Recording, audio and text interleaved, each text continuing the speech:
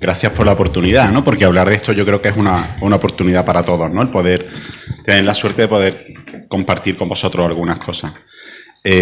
Yo, es verdad que soy el director del centro, pero yo no vengo como director. Yo vengo como médico de familia y no soy ningún experto.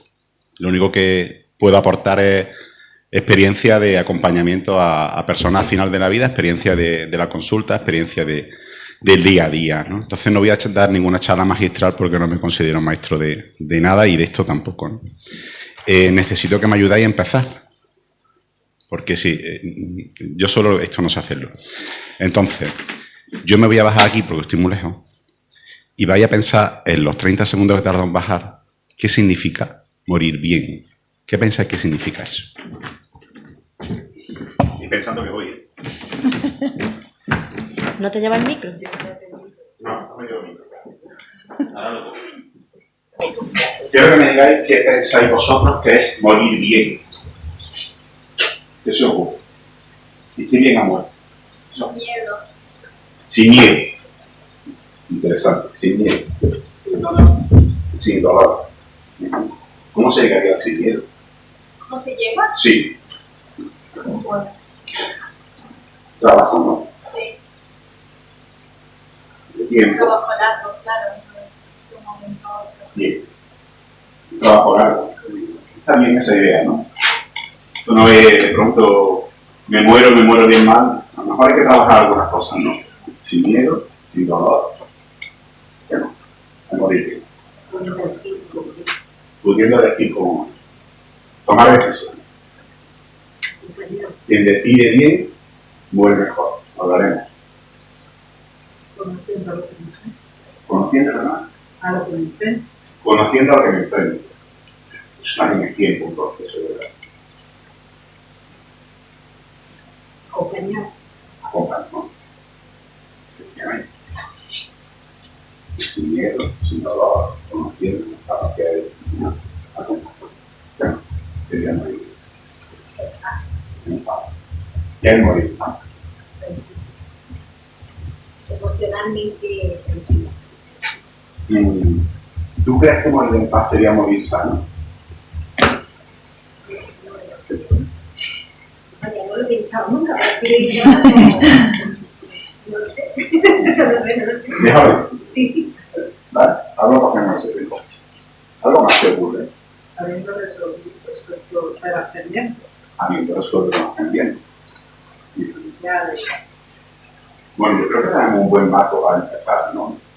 Yo creo que tenemos un buen marco para empezar. Todas estas cosas sería morir bien. Hay una cosa que decía Irma, uno muere bien cuando en ese proceso largo que estamos hablando, toma decisiones para morir bien. Entonces esas decisiones hay que tomarlas en su momento ya. Y otro concepto que insinuaba es el morir sano. El morir sano es que la persona seamos capaces de que muera con la sensación de que su vida ha llegado a un sentido final que es la persona más o menos esperada. Entonces, llega emocional, espiritualmente sano al final de la vida. Ese también sería otro objetivo. Morir bien y morir sano. ¿Vale? No sé, un poco de preámbulo y ahora voy a contar un poco cómo funcionamos para llegar hasta aquí, ¿no? ¿Sigo aquí o me subo? ¿Me escucháis bien? ¿Sí? ¿Sigo aquí? ¿Todo el micro? ¿No se me escucháis bien? ¿Sí? ¿Cojo el micro? Vale, es que no sé. Bueno, pues, ¿cómo nos organizamos? Vamos a empezar un poquito desde la organización de esto, ¿no? Porque esto es un camino largo. Nosotros lo que hacemos es que cuando vemos que hay una persona que llega un momento de su vida en que estimamos por signos, síntomas de que puede ser, o por pronóstico de su enfermedad, un paciente en la etapa final de su vida, nosotros técnicamente, esto es un término técnico, pero que a nosotros nos ayuda, lo incluimos en un programa que se llama el programa de cuidados paliativos. En ese programa de cuidados paliativos intervienen diferentes profesionales. Intervienen profesionales del hospital, que es la unidad de cuidados paliativos, que está compuesto en este caso por médicas, enfermeras, psicólogas, trabajadoras sociales, que acompañan a los pacientes en el final de la vida y pueden acompañarlos incluso en su domicilio y hacen desde gestiones técnicas en coordinación con los equipos de medicina de familia de los centros de salud. Nos coordinamos para desde proporcionar en algunos casos medicación o estrategias de trabajo conjuntas o pueden venir, ya digo, a los domicilios, ¿no? Normalmente, aquí en la Zubia, ya que nos estamos centrando, es un recurso que utilizamos afortunadamente poco. Afortunadamente poco porque la mayoría de los enfermos terminales que tenemos aquí en el pueblo los acompañamos el equipo de medicina y enfermería de familia. Utilizamos a los compañeros de cuidados paliativos en momentos puntuales para algunas necesidades y tenemos, por ejemplo, a Fabiola, que es la enfermera gestora de casos, que nos sirve a veces de comunicadora, de intermediaria con la unidad de paliativos para poder hacer bien las cosas, ¿no? En el equipo también entraría una persona importante que es la trabajadora social, porque en esos momentos de final de la vida hay que arreglar muchas cosas. Y si la trabajadora social nos ayuda a arreglar muchas cosas, pues nos facilita también las cosas. Entonces sería el equipo. El equipo de cuidados paliativos que están en el hospital, aunque viene, y los profesionales del centro de salud, ¿no?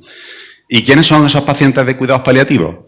No solo son pacientes oncológicos, que son los que tenemos principalmente en la cabeza, sino que un paciente de cuidados paliativos con una perspectiva de poco tiempo final de vida, que se estima, ya digo, unos 6 meses aproximadamente, aunque son muy variables, pues son pacientes que a lo mejor tienen una insuficiencia cardíaca en una fase final, una insuficiencia renal, un paciente con una enfermedad neurológica, eso también es más conocido, pacientes con enfermedad neurológica severa, que sabemos que van a finalizar su vida en breve, pacientes con insuficiencia hepática, decía, hay otras patologías que son menos conocidas dentro del contexto, pero que esos pacientes también necesitan esa misma atención. Entonces, en el momento que nosotros ponemos cuidado paliativo en nuestra cabeza, son pacientes que ya son pacientes especiales, porque van a requerir un cuidado por nuestra parte de otra manera, porque vamos a trabajar diferentes cosas.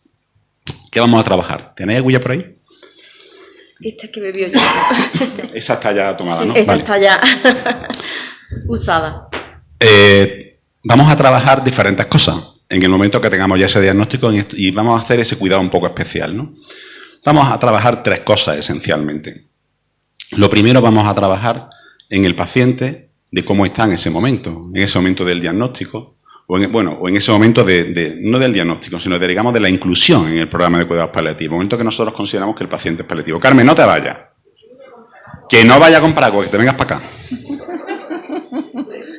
Si vas aquí, la tienes aquí manada, si no, no pasa nada. Que no, que te esperes, que te sientes. 3 cosas vamos a trabajar. La primera, ¿cómo está el paciente en este momento? En este momento en que nosotros vemos que está llegando ese momento de decir que quedan pocos meses, vamos a trabajar contigo. ¿Cómo estás? ¿Qué sabes de tu enfermedad? ¿Qué quieres saber? Porque a lo mejor no todos los pacientes quieren saber todo en todos los momentos. Hay pacientes que quieren saber algunas cosas en algunos momentos, más adelante quieren saber más, tienen que prepararse. ¿Qué sabe? ¿Qué quiere saber? ¿Qué necesidades tiene? Físicas, emocionales. ¿Cómo está el paciente? Vamos a hacer un parón y vamos a decirle, ¿cómo estás? ¿Qué te encuentras? ¿Ves cómo te encuentras? ¿Bien? ¿Cómo te encuentras emocionalmente en este momento? ¿Cómo afrontas este momento de final de vida? Entonces hay que sentarse con el paciente y hay que preguntarle esto, ¿no? Probablemente, como decíamos al principio, esto es un camino largo. No todas las respuestas van a venir en el primer día. Eso también lo vamos a ver en otros aspectos también, ¿no? Las respuestas van viniendo y las respuestas se van modificando. Lo importante es generar un espacio en el que las respuestas puedan desarrollarse. Segundo punto de trabajo, la familia. O el aspecto sociofamiliar, ¿no? ¿Qué sabe? Lo mismo, ¿qué sabe la familia? ¿Qué conocimientos tiene de la enfermedad? ¿Qué conocimientos tiene de este proceso de final de vida? Porque muchas veces la familia no es consciente de que estamos en una parte final de la vida. Eso nos pasa, yo creo que a todos, y todos tenemos experiencia de estar viendo delante lo que tenemos y estando ciegos delante de lo que tenemos, con lo que tenemos delante. Entonces, la labor nuestra también es hacerle ver a la familia que estamos en un proceso que hay que trabajarlo de manera diferente con su familiar. Tenemos que ver también no solo el apoyo familiar y sociofamiliar, sino cómo son los flujos de comunicación, que eso es algo enormemente complejo en algunos casos, ¿no? Cómo se comunica el paciente con la familia, cómo se comunica la familia con el paciente, ¿Cómo están esos pactos de silencio que a veces la familia tiene, que el paciente sepa cosas o que deje de saber? Y muchas veces esos pactos de silencio parece que se han superado y no se han superado, porque no se habla con fluidez entre la familia y los pacientes, ¿no? Se habla de cosas muchas veces superficiales, pero no se habla de cómo estamos viviendo esto uno y otro. Entonces, también es nuestra labor trabajar con la familia y con los pacientes cómo son sus flujos de comunicación con sus familiares, entre ellos, ¿no? Ese sería el segundo apartado. Primero, trabajar con el paciente, trabajar en el ámbito sociofamiliar. Y en tercer lugar, sería trabajar la espiritualidad del paciente. Eso es un paso más. Eso es un paso más. Pero en el morir sano que decíamos antes, está ese paso. ¿Y en qué consiste ese paso? Normalmente la espiritualidad se asocia o lo tenemos metido en la cabeza como aspecto religioso, y efectivamente vivimos en una sociedad en que la religión tiene un peso muy específico, ¿no? Y la espiritualidad en muchos casos está ligada al mundo religioso, pero no necesariamente. ¿Qué tenemos que ver? Primero, el paciente, la persona, ¿qué sentido tenía su vida? ¿Qué sentido tenía? ¿Dónde quería que llegara su vida? ¿Cuáles eran los objetivos que tenía, los propósitos, ¿no? El propósito existencial de la persona. ¿Ese propósito existencial se ha cumplido? Tal vez tenemos que generar un espacio en el que pueda desarrollarse esa expresión, ¿no? Por parte de la persona. ¿Tu propósito existencial está bien? ¿Estás satisfecho? Puede ser que sí, sería una bendición, o puede ser que a lo mejor no. Y si a lo mejor no, te queda algo de tiempo. ¿Qué puedes hacer en este tiempo para encontrarte mejor al final de tu día? Aprovecha esta oportunidad, aprovecha esta oportunidad que la vida te brinda para que ese propósito final de vida se pueda cumplir, ¿no? ¿Qué conversaciones te quedan pendientes? ¿Qué perdones te quedan pendientes? ¿Qué espinas tienes para sacarte? Tienes la oportunidad de hacerlo. Tienes la oportunidad de acabar bien, ¿no? Primer aspecto. Propósito existencial. Segundo aspecto, la enfermedad te está ayudando a acabar mejor tu vida. ¿Por qué? Porque la enfermedad muchas veces nos hace, y todos los que hemos tenido algún proceso de enfermedad o cerca, sabemos que la enfermedad nos recompone mucho nuestra visión de la vida, ¿no? Nos hace ver cosas que a lo mejor antes no veíamos, nos hace dar importancia a lo que antes tal vez no la tenía, ¿no? La enfermedad te está ayudando a morir mejor como persona, a morir más sano. Aprovecha también esta oportunidad, porque a veces la enfermedad nos ayuda, ¿no? Ese sería el segundo aspecto que podríamos reflexionar sobre la espiritualidad del paciente, ¿no? Y luego, si también hay un componente religioso, pongámoslo encima de la mesa. Religiosamente, ¿tú cómo llegas al final de la vida? A lo mejor esa conversación puede decir, bueno, pero es que mis creencias religiosas no están ahí. Bueno, si es que tampoco tienes tú que exponer tus creencias religiosas como profesional o como acompañante. Yo hablo desde el punto de vista profesional, pero la idea que plantea Antonio del acompañamiento la podemos perfectamente asumir en este contexto, ¿no? No tengo yo que tener una experiencia religiosa para acompañar ahí. A lo mejor lo que tengo que, insisto, en generar ese espacio, ¿no? Religiosamente, ¿cómo llega al final de tu vida? ¿Cómo es tu relación con Dios en este momento? Con Dios o con la creencia religiosa que tengas, ¿no? Bueno, se puede dar esta oportunidad para que la persona también pueda desarrollar, ¿no? En definitiva, muchas veces nos quedamos con el sufrimiento que se tiene al final de la vida, que lo asociamos a un sufrimiento físico, un sufrimiento del dolor, ¿no? Pero es que hay un sufrimiento también espiritual enorme, que puede existir. Si nosotros somos capaces de pasar al otro lado y ese sufrimiento transformarlo en un bienestar y en un morir en paz, como tú decías antes, esto ya mereció la pena. Esto ya mereció la pena, ¿no? Hay algún profesional que se dedica a esto que utiliza un término que a mí me gusta muchísimo, que es el morimiento, ¿no? Ahí más se ríe porque ya sabe de dónde estoy hablando. Y es muy bonito, ¿verdad? Es muy bonito. Igual que el nacimiento, yo se lo compro, a Enrique Benito se lo compro el concepto, porque me encanta ese concepto, ¿no? Igual que el nacimiento, el bebé sale del canal del parto y hay un momento de sufrimiento en el canal del parto y al final saca la cabeza y dice, estoy aquí, y todo el mundo es feliz, porque se ha producido un nacimiento maravilloso, ¿no? Nosotros, en la parte de morir es algo enormemente triste para todos. Bueno, y tiene su componente de tristeza, lógicamente, por lo que significa la despedida y la pena, ¿no? Pero si hacemos un proceso de morimiento en el que la persona es capaz de morir sana en ese aspecto, ¿bien? Si somos capaces de que ese mundo espiritual salga, que ese mundo espiritual haga que la persona se encuentre mejor, es que es muy bonito. Los que hemos tenido la suerte de acompañar a personas en el final de su vida y hemos visto esto, es muy bonito, ¿no? Porque la persona muere en paz. Y eso para la familia, para la persona, es maravilloso, ¿vale? Bueno, esas son las cosas que nos tenemos que preparar cuando tenemos un paciente que incluimos en cuidados paliativos. Estas 3 cosas, ¿no? Pero hay que empezar a tomar decisiones. Como decía antes Isma, hay que decidir, y decidir bien supone que podemos morir mejor. Y esas decisiones las tenemos que tomar con nuestra familia y las tenemos que tomar con el equipo que nos está acompañando. ¿Qué tipo de decisiones tenemos que tomar? Bueno, pues tenemos que tomar decisiones tan sencillas aparentemente como, por ejemplo, ¿yo dónde quiero pasar mi último momento? ¿En el hospital o en la casa? Por ejemplo. Porque si solo decidimos en el último momento, pues a lo mejor, en fin, la familia se agobia. Porque hay veces en que la persona que está enferma en ese momento no es capaz de tomar decisiones, tiene que tomar la familia. ¿Y él qué hubiera querido? Bueno, pues tenemos tiempo para hablarlo, ¿no? Verá, morir en el... Bueno, siempre se mitifica mucho el morir en el domicilio, pero no tiene por qué ser siempre así. Anda que... Al final te has ido tú. Te has ido por la izquierda que no te he visto. Qué granuja.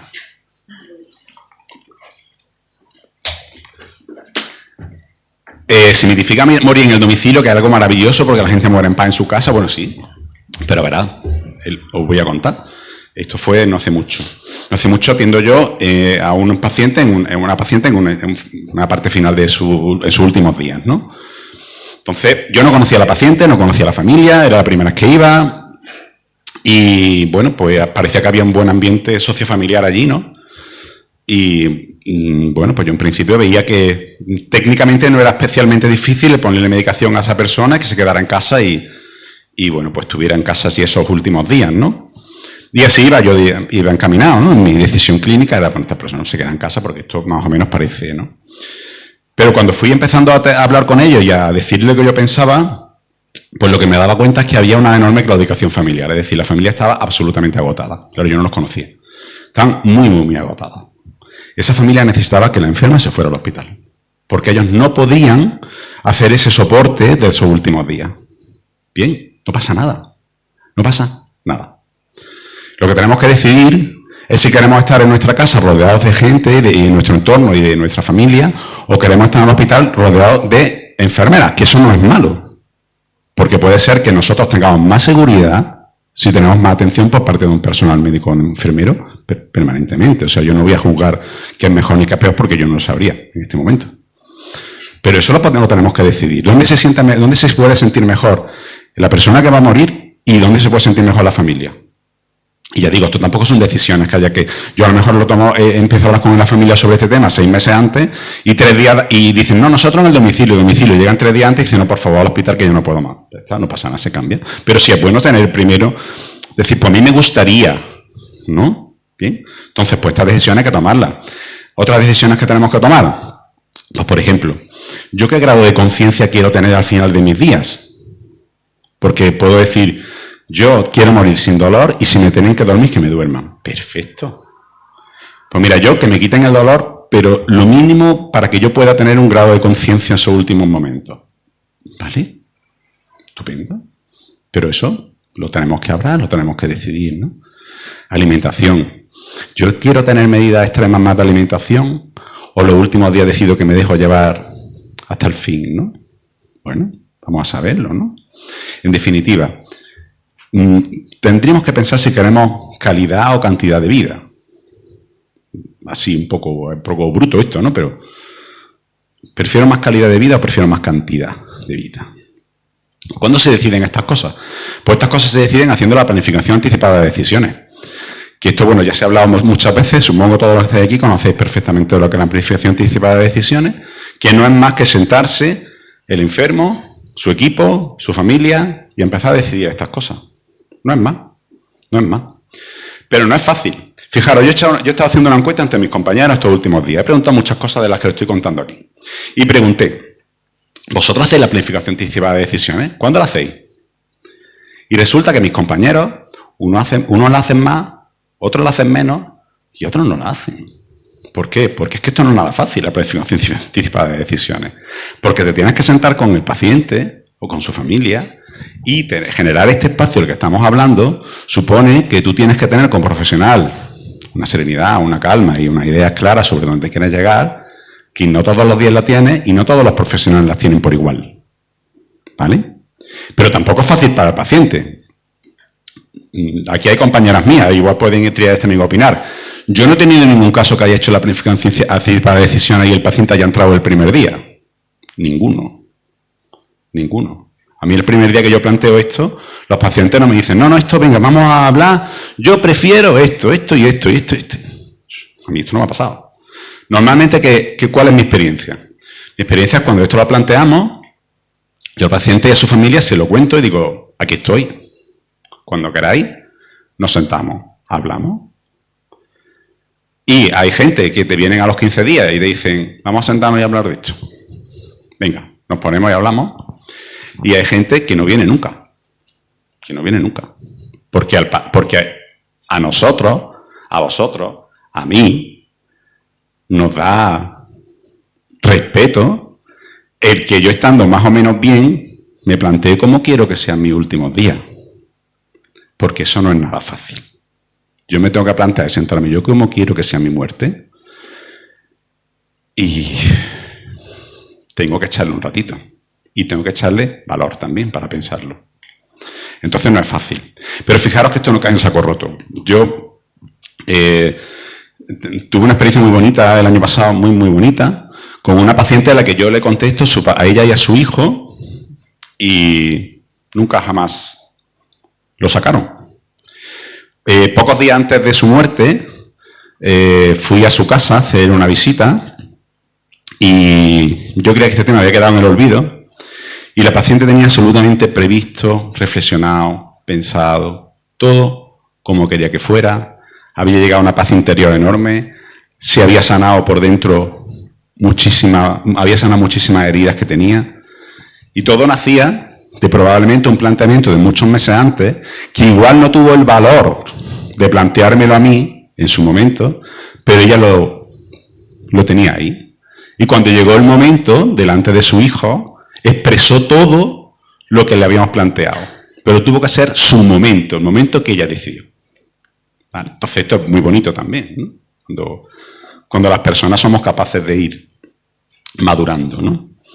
En fin, esto es la planificación anticipada de decisiones, que ya digo, se tiene que tomar entre todos, ¿no? Y otra cosa que tenemos que trabajar también en estos momentos es la relación con la familia, que antes hemos hablado del tema de cómo está la familia, de los flujos de información, ¿no? Pero hay un aspecto también muy interesante que es trabajando con la familia, el duelo anticipado. Porque normalmente tratamos de trabajar el duelo una vez que se ha muerto la persona. Y ahí ya estamos perdiendo también oportunidades. Si trabajamos el duelo antes, el duelo va a ir mejor. ¿Por qué? Normalmente las personas, cuando tenemos un duelo difícil, es porque pues las personas a lo mejor piensan que el diagnóstico a lo mejor no se hizo de forma correcta, porque la información no se hizo de forma adecuada, porque a lo mejor el paciente murió en un sitio en el que no querían, porque a lo mejor no estuvieron a la altura en el momento de la muerte, a lo mejor estuvieron distantes, a lo mejor se quedaron conversaciones pendientes. Todo eso, los que tratamos a la familia una vez que el paciente se ha muerto, lo vemos. Y eso dificulta mucho el duelo. Si nosotros ese tema lo empezamos a trabajar antes, también la familia muere en paz. Si nosotros trabajamos antes con la familia, si fuéramos nosotros capaces de preguntar a la familia, ¿cómo estás viendo el proceso? ¿Crees que estás cómoda, la familia? ¿Estáis cómodos con cómo estamos gestionando este proceso? Todos, vosotros, el familiar, los sanitarios. ¿Cómo lo estáis viendo? ¿Qué cosas creéis que se pueden hacer de otra manera? ¿Tiene alguna espina clavada sobre cómo se está haciendo esto? Si no lo preguntamos, difícilmente lo van a decir, ¿no? ¿Has pensado cómo despedirte? ¿Habéis pensado cómo vais a hacer el funeral? ¿Habéis pensado cómo vais a hacer los ritos funerarios, por ejemplo? ¿Lo tenéis esto trabajado? ¿Tenéis trabajado los últimos días, las últimas horas? Esto, si lo planteamos a la familia, va a mejorar también su pronóstico de duelo, ¿no? Y además van a morir mejor, ¿no? Como estábamos diciendo, ¿no?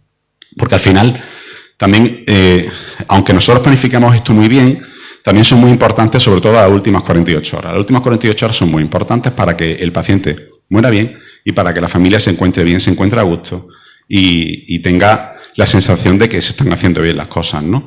Entonces, en esas últimas 48 horas tenemos, por un lado, nosotros que tener los profesionales la capacidad también clínica de hacer que el paciente muera, como decíamos antes, sin dolor, sin sufrimiento, sin ahogo, ¿sí? Pero también tenemos que instar a que la familia se despida, y a que la familia vaya también acercándose en ese último momento, ¿no? Os decía hace un ratito que muchas veces la gente, la familia, aunque lo tienen delante, no son conscientes de que el paciente se está muriendo. Con lo cual, a lo mejor hay que invitarle a decir, mira, estamos en un momento final, vamos a hacer todo lo que hemos hablado durante este tiempo para poder hacer que esta comunicación final sea buena, ¿no?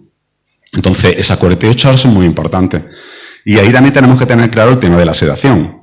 Lo tiene que tener claro el paciente y lo tiene que tener claro la familia. Hay dos tipos de sedaciones. Una es la sedación paliativa, que es la sedación que hacemos al paciente para que esté más tranquilo, para que tenga un grado de conciencia más o menos estable y pueda abordar desde la serenidad y tranquilidad que le pueden producir los fármacos esos últimos días.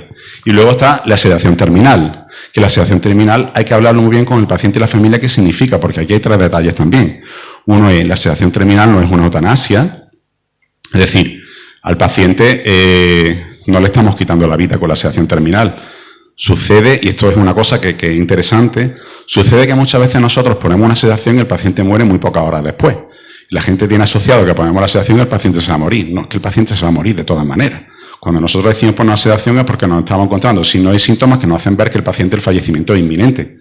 Nosotros lo único que hacemos con fármacos, disminuir su nivel de conciencia, disminuir su nivel del dolor para que el paciente fallezca tranquilo.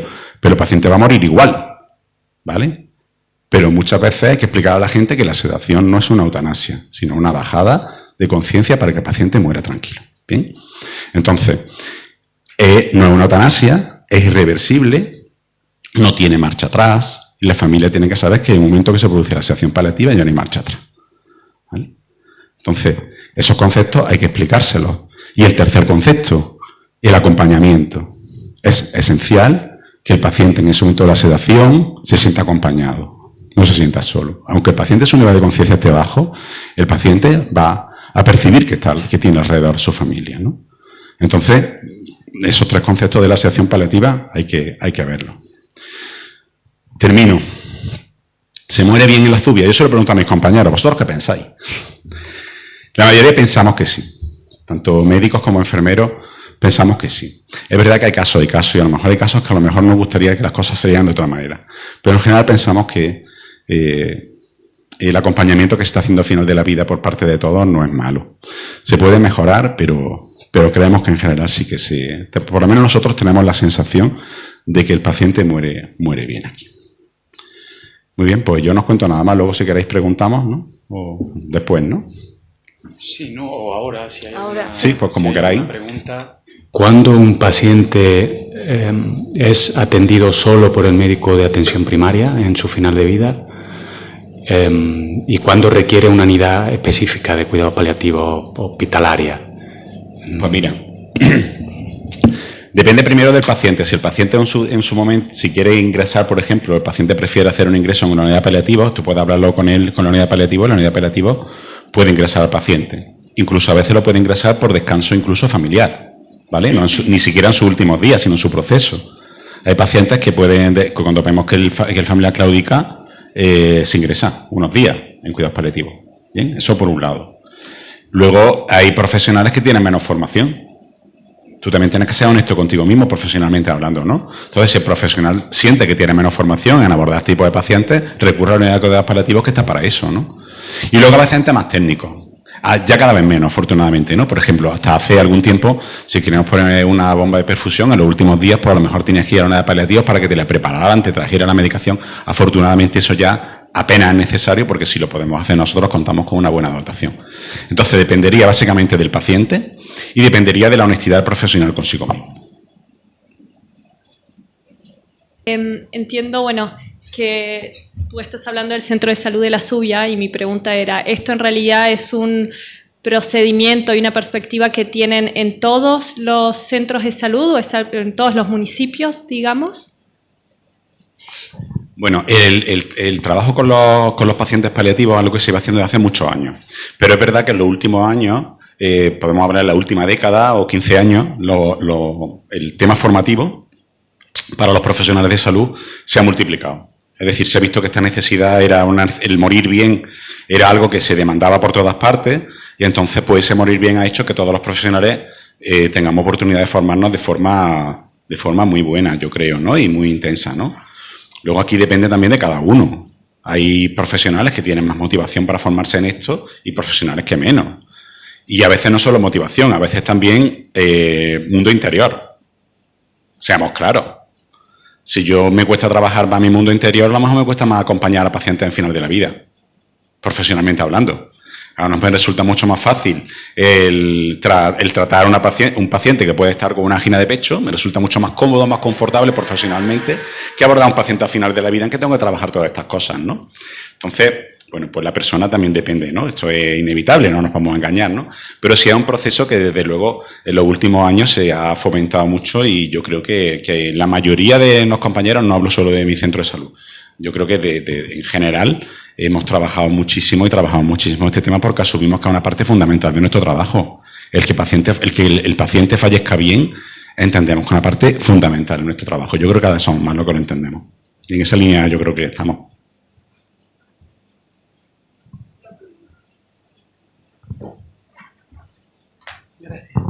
En los hospitales no hay ese equipo a la hora de hablar, ¿sí?